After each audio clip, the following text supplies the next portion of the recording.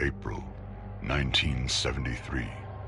Tragedy and despair have struck Central Texas. A young college student named Maria Flores has seemingly vanished without a trace. She was last seen near the town of Newt more than 2 weeks ago, but with no physical evidence, the investigation has stalled. With few leads and even less hope, Maria's younger sister Ana Flores and a group of her closest friends set out to find their missing loved one. But any grief or sadness caused by Maria's disappearance would pale in comparison to the agony and despair they would soon discover. What awaited this group of youths was a nightmare beyond belief. The events surrounding Maria's disappearance would be just one of the many bizarre crimes later known as the Texas Chainsaw Massacre.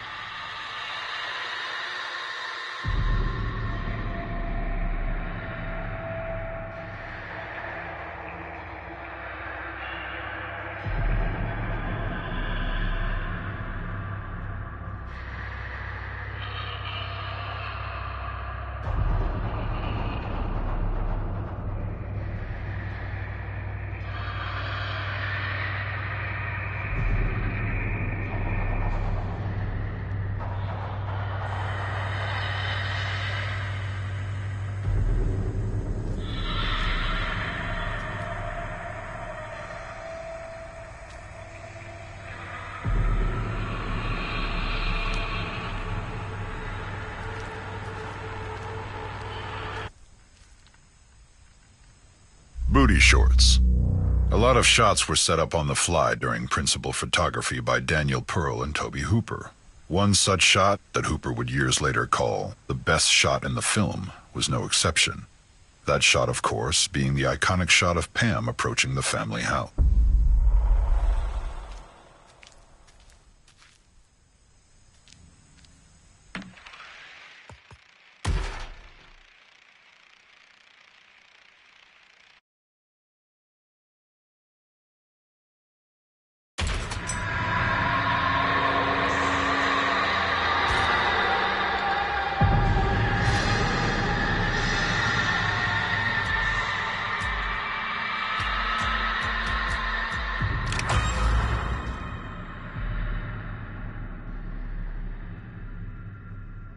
You're part of the family now.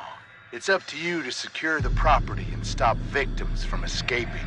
The family's way of life depends on it. Keep all doors locked and make sure all exits are closed, trapped, or guarded.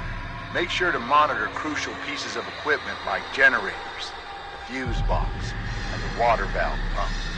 The status of these items play a huge role in whether or not victims will have an easy path to escape. Make sure to collect blood from drainage buckets scattered around the map, or by attacking victims directly. Feed this newly acquired blood to Grandpa to make him stronger and more effective. The stronger he is, the more powerful his sonar ability will become. Pretty soon he'll be finding and highlighting victims for the whole family to see. Feed Grandpa enough, and he'll give the family new abilities that can be used for the rest of the match. Remember, Grandpa is the best killer that ever was. Hunt down the victims using abilities and teamwork. Look for signs of movement and listen for noise. Pay attention to your surroundings and keep your eyes and ears open. You never know where one of those victims might be hiding. Speaking of abilities, each family member has a unique ability that can help hunt and track down victims. Careful though. Some abilities have limited quantities, while others are on a cooldown. So hunt wisely. Once you locate or find a victim, make sure you have a plan. Try to set up ambushes and catch them off guard. Approach isn't always the best, so use your fellow family members when possible. But once your plan unfolds and you get them within range, hit them. Then hit them again. And remember, if you do manage to successfully hit or execute a victim, take that blood to Grandpa. He's hungry and needs his strength in order to help you. Oh, don't let a single victim escape. After all, we win as a family or we lose as a family. You've been captured by the Slaughter family, tied up, tortured, and left for dead. You must do whatever it takes to escape the family's property at all costs. Find your friends. Hunt for life-saving items like tools, bone scrap, and health. But more importantly, locate and open up escape routes before it's too late. The family is hunting, so move quietly and make the right decisions. Your life depends on it. Stay quiet and hidden. Move slowly and carefully to avoid making excessive noise. Use shadows and tall foliage to stay hidden. Take cover behind tall objects to break line of sight. And last but not least, use the environment to your advantage. Wall gaps, crawl spaces, and unique hiding spots like freezers, armoires, and even vehicle trunks can be used to evade the family. Use them. Watch out for objects that make noise. Moving too fast through the environment can spell disaster. Searching for items slowly will drastically increase your chance of survival. Even moving too fast through doors can give away your location, so stay calm and move quietly. The family is always listening. Find useful items. Tools can be used to break locks on doors. Health items can heal you, while bone scrap can be used to sneak attack or even confront the family directly. These items can mean the difference between life and death. You can only carry 2 items at a time, so choose wisely and try to plan ahead. Unlock exits.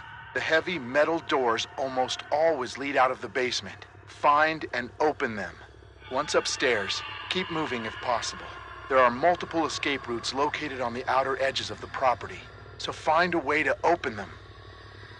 Some escape objectives like the fuse box and water valve pump require specific items to activate them. These items can be found scattered around the property. Be on the lookout. Escape the family. Having trouble finding an escape option? When in doubt, head towards the main road or rear gate. Those are usually the easiest option, if you can get there. The water valve gate and the basement door exits are also available options if you can find the necessary parts to activate them. The basement door requires you to find and repair the fuse box, while the water valve gate needs the pressure valve handle to open. Once fixed, the escapes will open up for you and your team. Use your abilities to stay alive. Used at the right time, they can mean the difference between life and death. Be careful though. Star sign abilities have a cooldown that will prevent overuse, so plan wisely. Remember, you have been captured, beaten, and tortured, so your injuries are severe. You need to escape before you succumb to your wounds. As the match continues, you will start to bleed out more and more. Be wary of leaving blood trails behind. You can be tracked. Health items can slow this process, but you can't stop it. Escape is the only option. Finding fellow victims and working together is recommended, but not required. Grouping with teammates can have a multitude of advantages, but your total noise output might also increase. Choose your strategy wisely. The only question is, who will survive, and what will be left of them?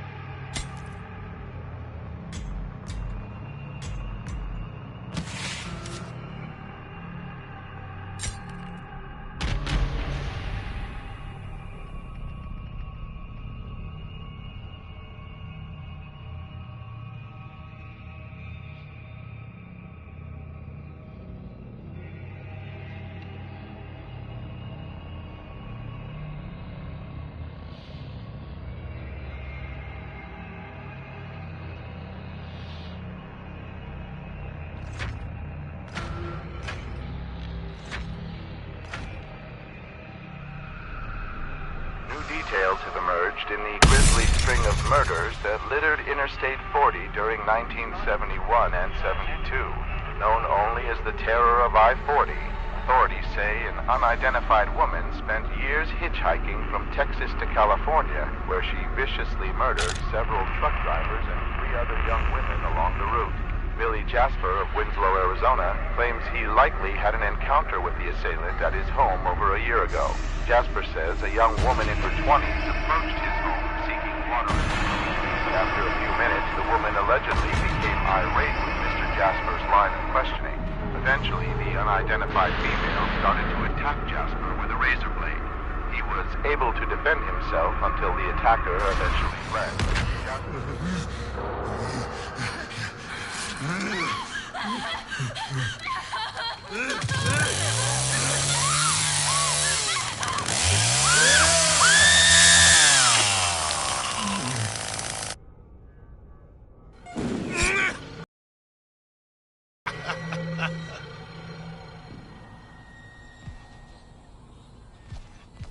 Time for them to join that little friend of theirs.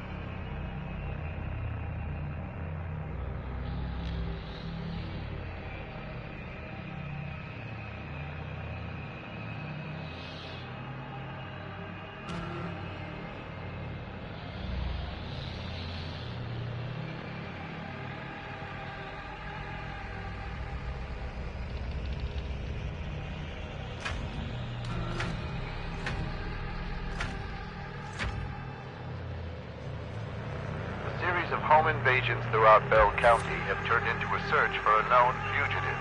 Omar Pauly, native of Holland, Texas, was arrested in 1967 for aggravated assault and larceny and was sentenced to 5 years in prison. After his release, Omar Pauly was implicated in a string of incidents outside of Glennon County, where he was arrested again but managed to escape authorities. His current whereabouts are unknown. The search continues in Muerto County for a missing University of Texas student. The Sheriff's Department says Maria Flores, a native of Uvalde, was last seen near the town of Newt.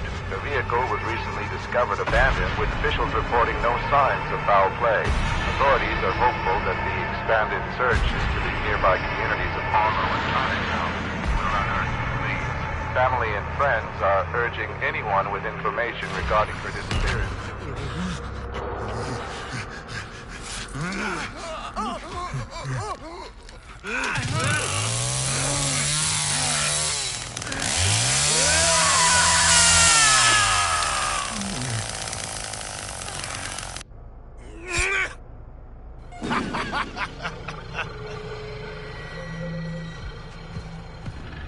That's what I get for taking it easy on them. I'll find you. Don't you worry about that.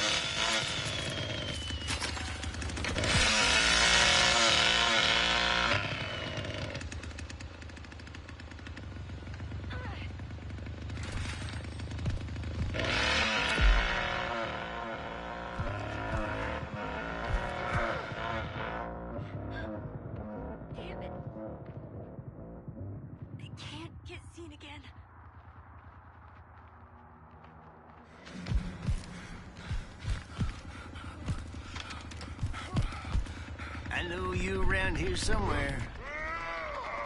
I'd watch that tongue of yours, old man. Hear him! It might go missing one day.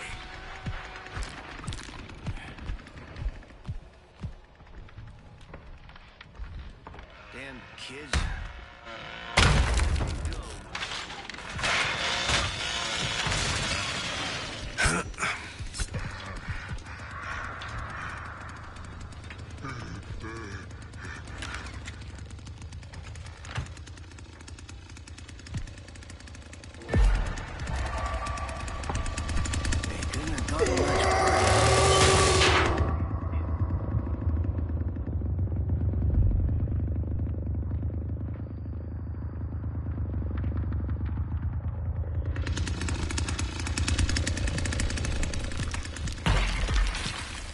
Get your fill, old man.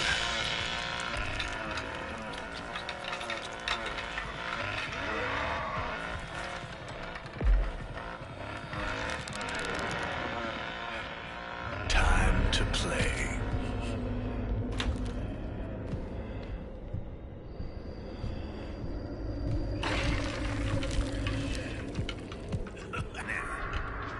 Where are you?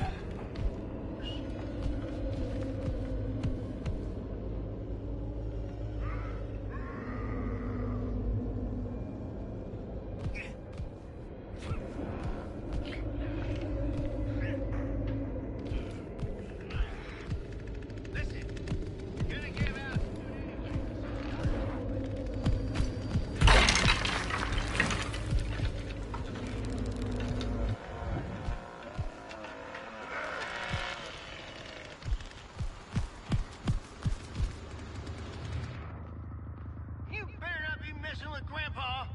Gonna find yourself in a dinner bucket if you do.